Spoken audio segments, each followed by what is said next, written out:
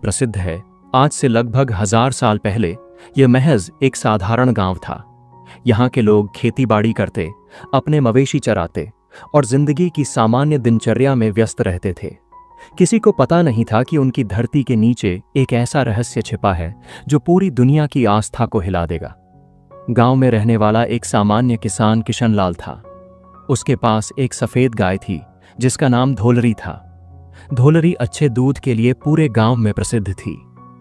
किशनलाल हर सुबह उसे चराने के लिए गांव के बाहरी हिस्से में ले जाता था।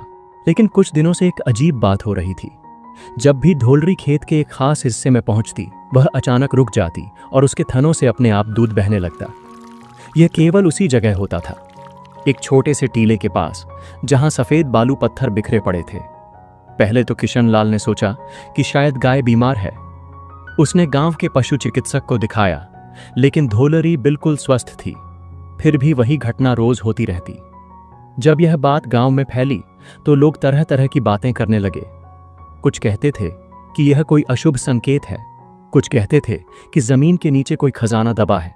लेकिन गांव की सबसे बुजुर्ग महिला 85 साल की दादी मां सुमित्रा देवी ने कुछ और ही कहा। जहां गाय यूं अपने आप दूध देती है, उन्होंने अपनी कांपती आवाज में कहा, वहां भगवान का कोई संकेत होता है। हमारे पुरखों ने कहा है कि जब धरती मां कुछ बताना चाहती है तो वह अपने निर्दोष प्राणियों के माध्यम से संदेश भेजती है। गांव के मुखिया राम सिंह चौहान ने सभी ग्रामीणों की एक सभा बुलाई। लंबी चर्चा के बाद तय हुआ कि उस जगह की खुदाई की जाए। यह निर्णय आसान नहीं था, क्योंकि अगर कुछ गलत हुआ तो पूरे गांव की बदनामी होती। लेकिन दादी मां सुमित्रा देवी के आग्रह पर और धोलरी के लगातार चमत्कार को देखते हुए गांव के युवाओं ने खुदाई शुरू की। पहले दिन केवल मिट्टी और पत्थर निकले। दूसरे दिन भी कुछ खास नहीं मिला। कुछ लोग हतोत्साहित होने लगे और कहने लगे कि यह व्यर्थ का प्रयास है। तीसरे दिन जब सूरज आसमान के मध्य में था, अचानक किशनलाल की कुदाली कुछ कठोर चीज से टकराई। जैसे ही उन्होंने मिट्टी साफ की, वहां काले पत्थर की एक आकृति दिखाई दी। जब पूरी तरह साफ किया गया तो सबके सामने एक अद्भुत दृश्य था। एक मानव सिर की आकृति जो पत्थर से बनी लगती थी, लेकिन उसमें एक अजीब सी दिव्यता थी। सिर के चेहरे पर एक शांत मुस्कान थी। आंखें बंद थीं, मगर ऐसा लगता था मानो वह देख रहे हों। माथे पर तिलक के निशान थे और पूरी मूर्ति से एक अलौकिक तेज निकल रहा था। यह देखते ही पूरे गांव में हलचल मच गई। बुजुर्ग महिलाएं खुशी के आंसू रोने लगीं। बच्चे डर और जिज्ञासा से देखने लगे। पुरुष श्रद्धा से सिर झुकाने लगे। दादी मां सुमित्रा देवी ने कहा, मैंने अपने दादाजी से सुना था कि युगों पहले यहां कोई महान आत्मा दफन की गई थी। आज वह प्रकट हुई है। यह कोई साधारण मूर्ति नहीं, यह किसी देवता का अवतार है। गांव के पंडित जी को बुलाया गया। उन्होंने मूर्ति को देखते ही कहा कि यह अवश्य ही किसी दिव्य शक्ति का प्रतीक है। उन्होंने मूर्ति को धूप दीप से पूजा की और कई दिनों तक नित्य आराधना करते रहे। 7वें दिन की रात खाटू के तत्कालीन राजा रूप सिंह चौहान को एक स्वप्न आया।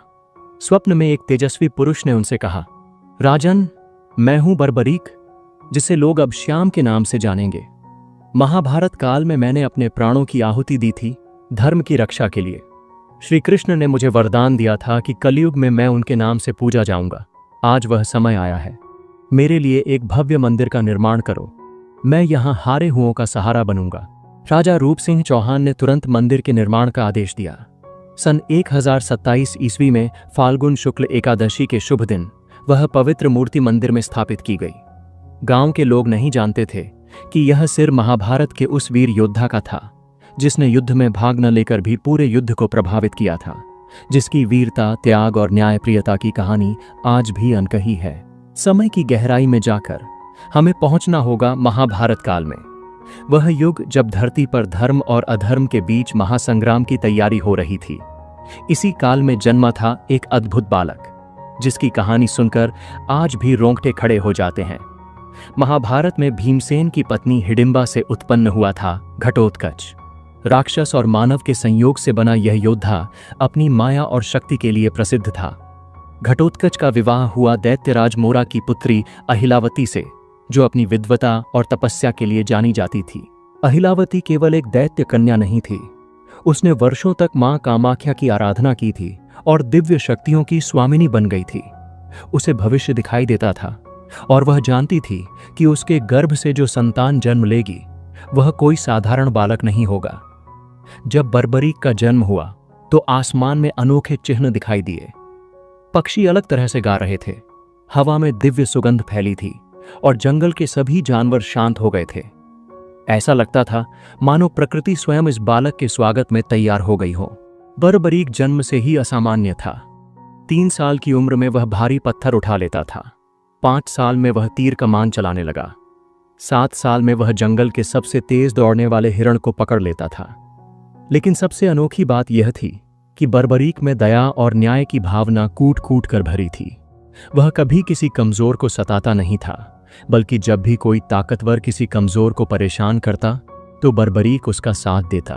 एक दिन मां अहिलावती ने बर्बरीक से पूछा, पुत्र, यदि तुम्हें कभी किसी युद्ध में जाना पड़े तो तुम किसका साथ दोगे?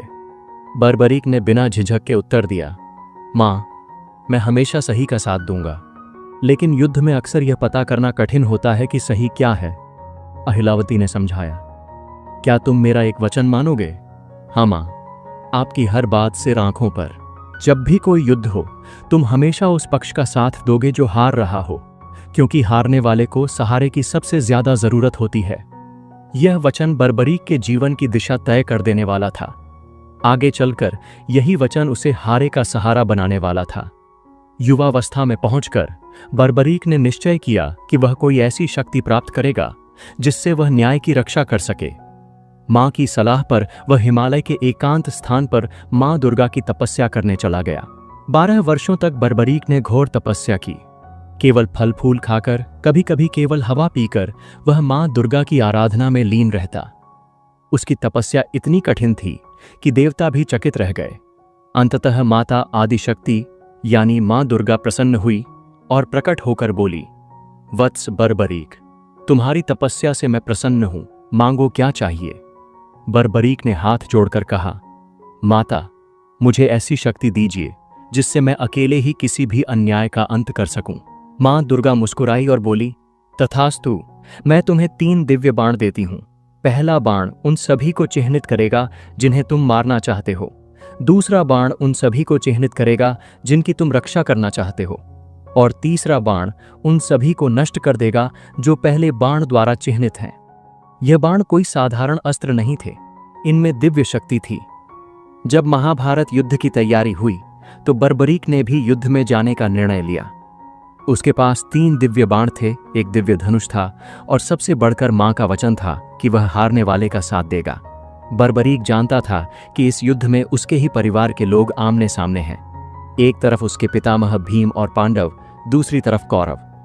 लेकिन उसके लिए यह पारिवारिक युद्ध नहीं था, यह धर्म और अधर्म के बीच का संघर्ष था। भगवान श्री कृष्ण सर्वज्ञ थे। वे जानते थे कि यदि बर्बरीक युद्ध में भाग लेगा तो क्या होगा। बर्बरीक पहले हारने वाले पक्ष का साथ देगा, उसके साथ आने से वह पक्ष जीतने लगेगा। फिर वह दूसरे, जो अब हार रहा है, उस पक्ष का साथ देगा। यह प्रक्रिया तब तक चलेगी जब तक सिर्फ बर्बरीक न बचे। इसका परिणाम होगा सभी योद्धा मर जाएंगे, केवल बर्बरीक जीवित रहेगा। यह धर्म स्थापना का उद्देश्य नहीं था। श्री कृष्ण ने एक वृद्ध ब्राह्मण का रूप धारण किया और बर्बरीक के मार्ग में प्रकट हुए। वत्स, कहां जा रहे हो? उन्होंने पूछा। आदरणीय ब्राह्मण जी, बर्बरीक ने सम्मान से उत्तर दिया, मैं कुरुक्षेत्र जा रहा हूं। वहां महान युद्ध हो रहा है, किंतु तुम्हारे पास तो केवल 3 बाण हैं। कृष्ण ने आश्चर्य से कहा, इतने बड़े युद्ध के लिए यह कैसे पर्याप्त हैं? बर्बरीक मुस्कुराया, आदरणीय, यदि 1 बाण से काम हो जाए तो बाकी 2 व्यर्थ हैं। यदि 2 से काम हो जाए तो तीसरा व्यर्थ है, और यदि तीनों का प्रयोग करना पड़े तो समझिए कि सारा संसार ही समाप्त हो जाएगा। श्री कृष्ण ने बर्बरीक की शक्ति की परीक्षा लेने के लिए कहा, यदि तुम इतने महान धनुर्धर हो तो इस पीपल के वृक्ष के सभी पत्तों को एक साथ भेद कर दिखाओ। बर्बरीक ने आंखें बंद करके ध्यान लगाया। उसने पहला बाण छोड़ा।